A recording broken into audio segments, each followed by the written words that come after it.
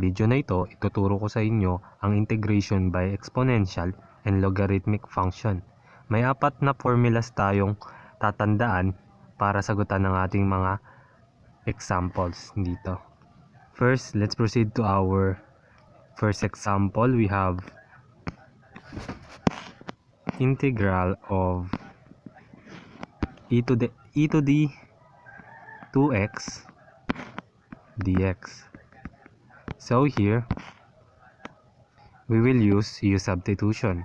Let u be equals to 2x. And then, differentiate natin sila both sides.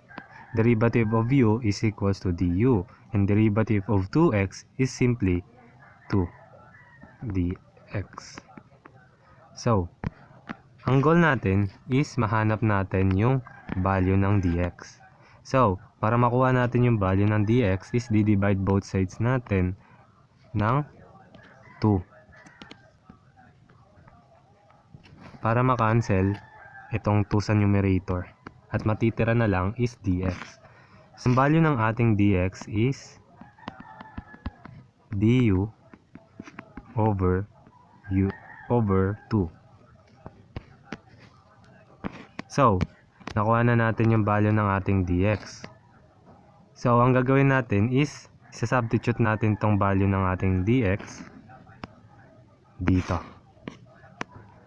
Tapos, yung u natin is equals siya sa 2x.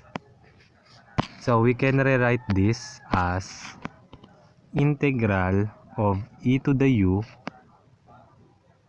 du multiplied by du over 2.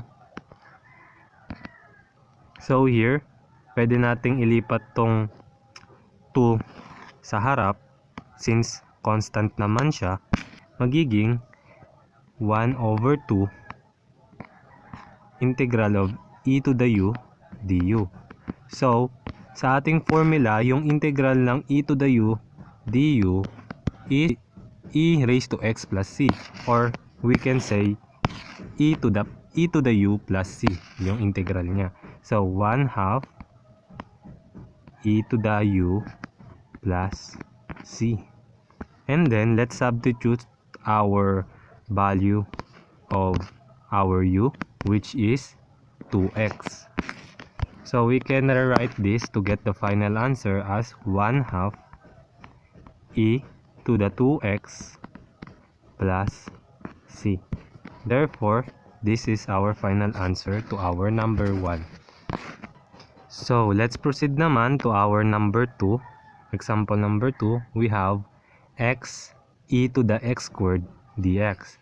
So, dito, gagamit ulit tayo ng u substitution, which is yung ile-let u natin is itong x squared.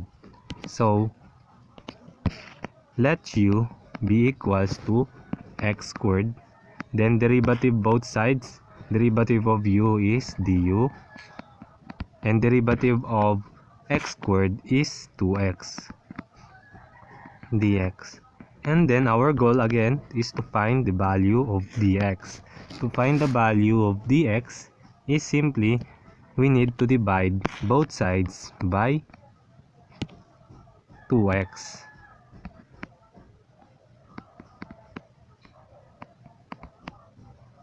And then we can cancel out this 2x to our numerator and this 2x to our denominator.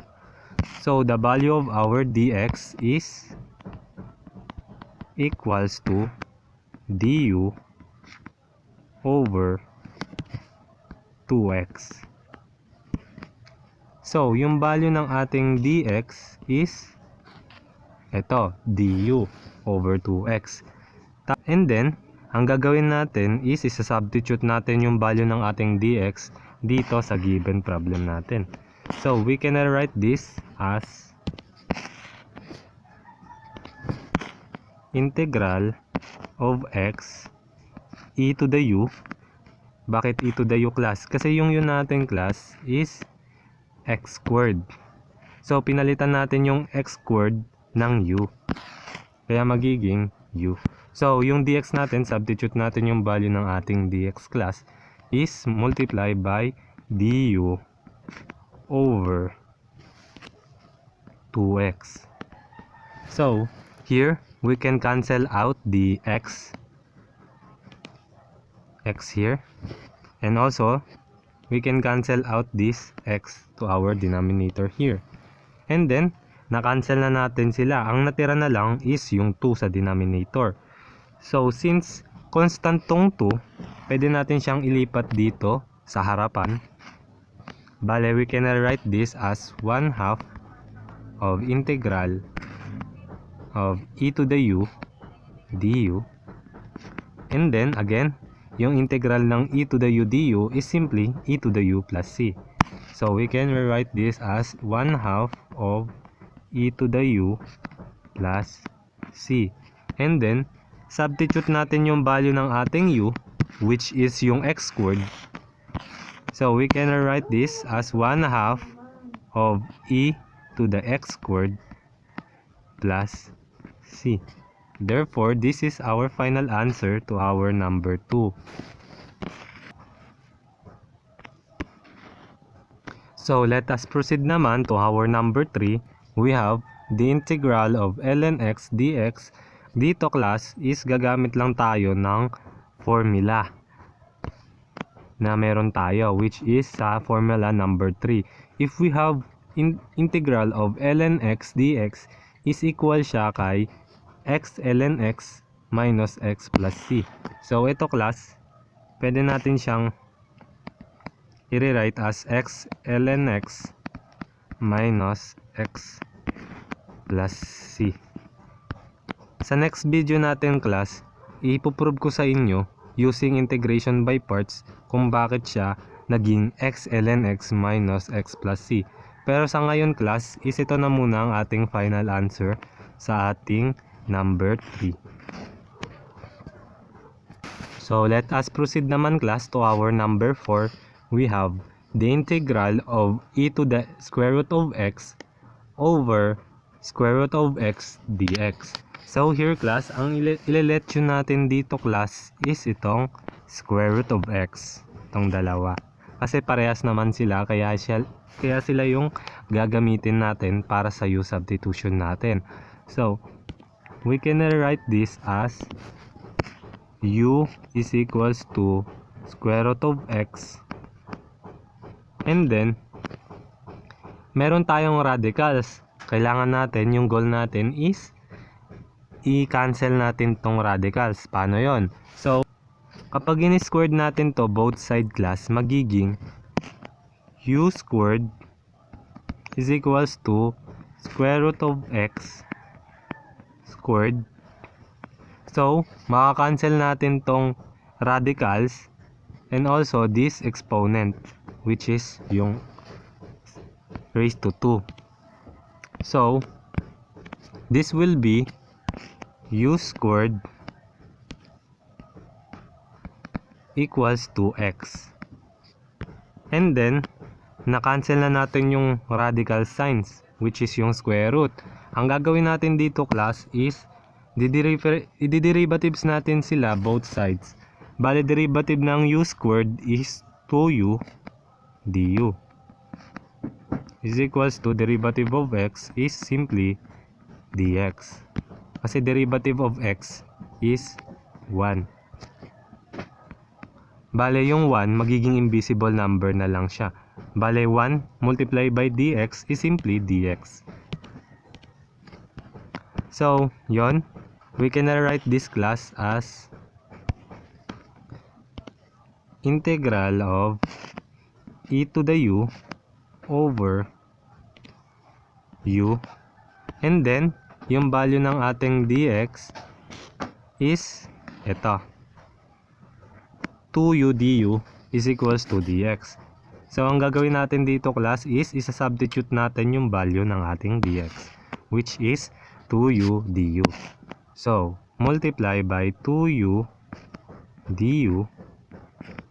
And then, dito, class, is pwede nating ma-cancel itong u sa ating denominator and then itong u sa ating 2u du.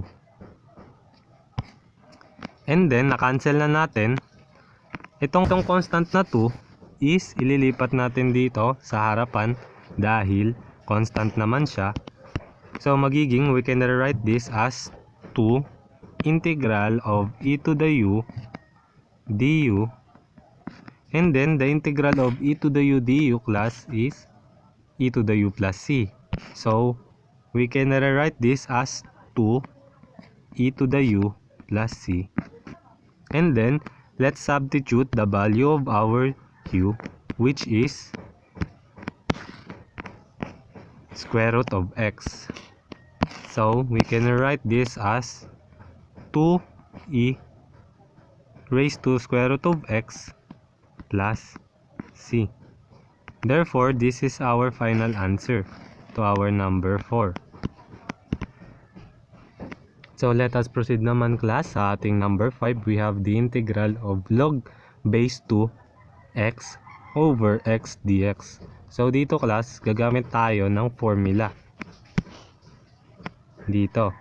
Ang gagamitin nating formula is itong number 4. If we have log base a x is equal daw siya kay ln x over ln a plus c. So we can rewrite this as integral of ln x over ln 2 over x dx.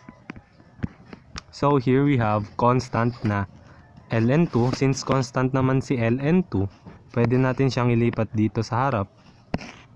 So we can write this as 1 over ln2 integral of ln x over x dx. So here we can simply use substitution. So if we let u be equals to ln x, and then derivative both sides, derivative of u is simply du, and derivative of ln x is 1 over x dx. So the value of our ln x dx, ito, yung value na yan, is ito, du. So pwede natin siyang palitan ng,